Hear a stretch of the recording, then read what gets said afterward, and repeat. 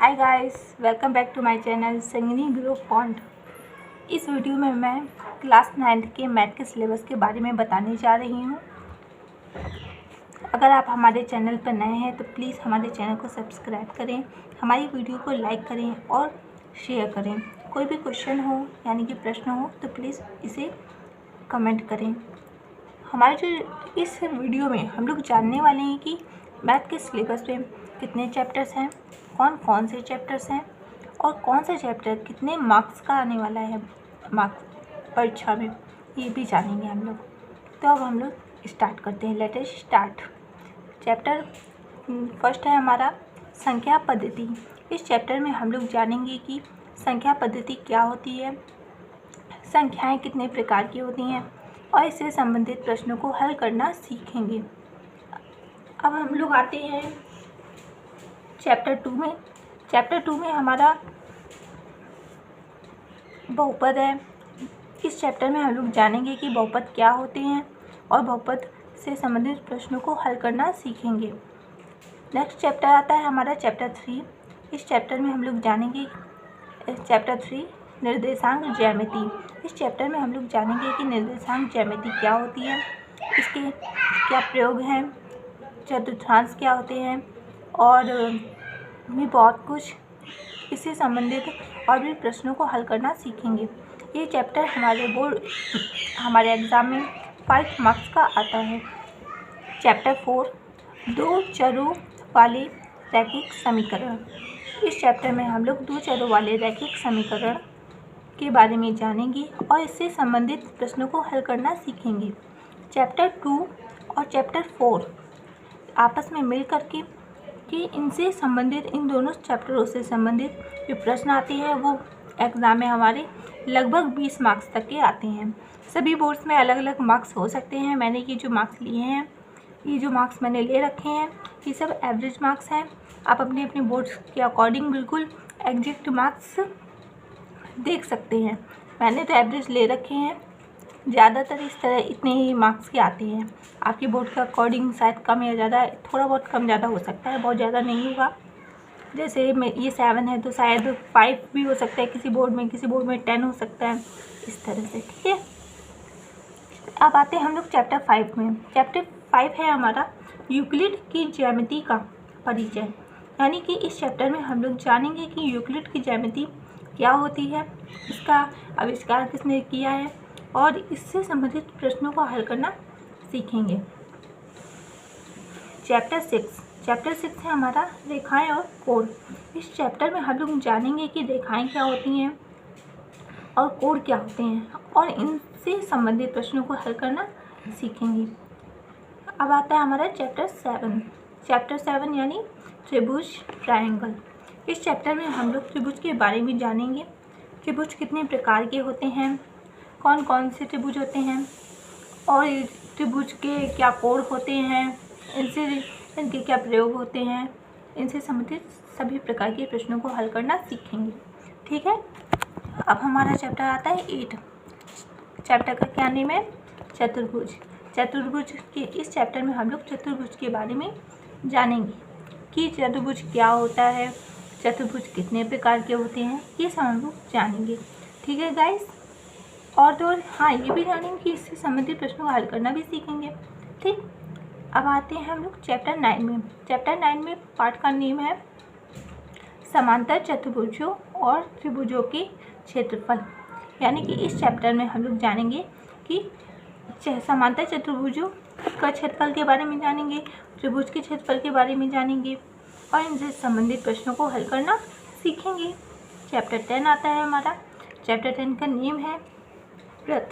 इस चैप्टर में हम लोग जानेंगे कि व्रत क्या होते हैं, व्रत के क्षेत्रफल के बारे में भी जानेंगे और व्रत के प्रकार के बारे में जानेंगे और भी बहुत कुछ जानेंगे व्रत के बारे में और व्रत के से संबंधित प्रश्नों को भी हल करना सीखेंगे। ठीक है गाइस, अब नेक्स्ट चैप्टर में हम लोग आ जाते हैं चैप्टर नंबर 11। चैप्टर का नेम क्या है? रचनाएं। इस चैप्टर में हम लोग क्या जानेंगे? यह जानेंगे कि रचनाएं क्या होती हैं और यह कैसे रचनाएं हम लोग कर सकते हैं, प्रकार से हम लोग रचनाएं करते हैं। इस चैप्टर में इस चैप्टर में हम लोग ये भी जानेंगे कि रचनाओं से संबंधित जो प्रश्न होते हैं उनको भी हल करना सीखेंगे। ठीक है बच्चों, अब हम लोग आते हैं चैप्टर 12 में। चैप्टर 12, चैप्टर का नेम क्या है? हीरोन का सूत्र। ठीक है, क्या नेम है? चैप्टर का नेम क्या है?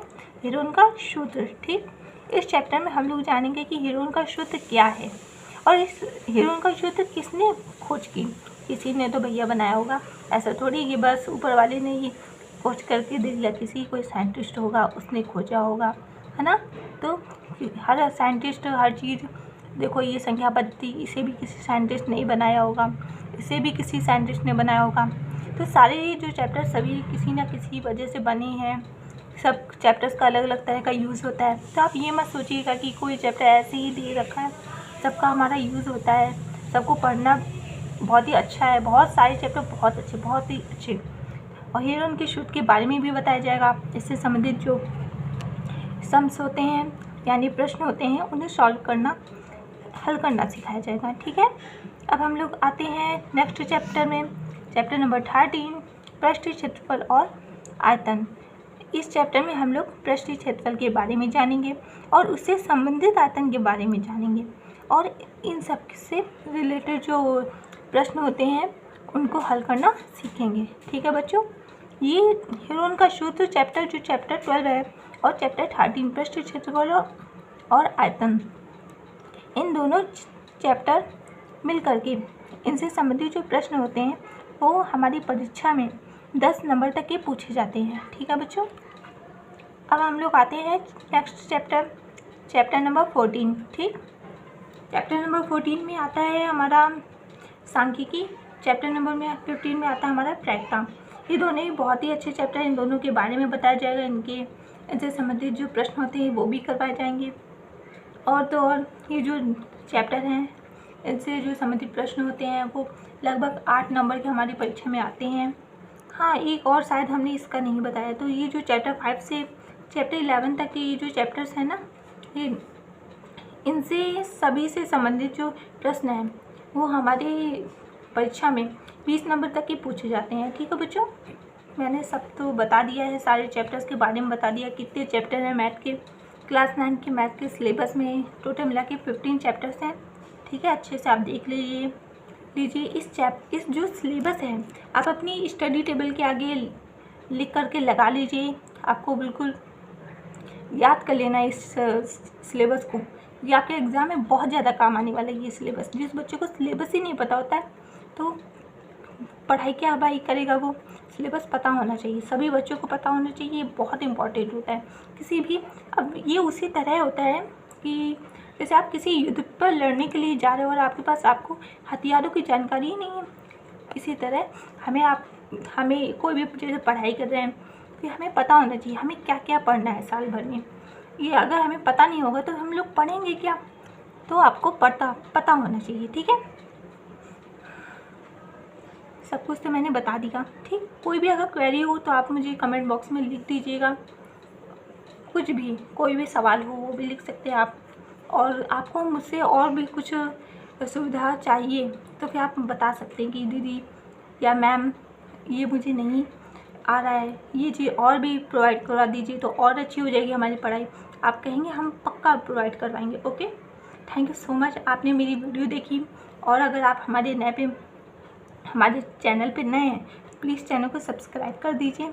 ठीक है, और हमारी वीडियो अगर पसंद आई हो, थोड़ी सी भी अगर आपसे आपकी हेल्प आई हो, है ना, थोड़ी सी भी हेल्प आई हो तो प्लीज़ लाइक कर दीजिएगा। आप अपने मित्रों के साथ साझा कर दीजिएगा हमारी वीडियो, साझा यानी शेयर। ओके, और अगर आपके दिमाग में कोई भी प्रश्न हो, क्वेश्चन हो, उसे कमेंट बॉक्स में लिख दीजिएगा। ठीक, धन्यवाद, आपने मेरी वीडियो देखी।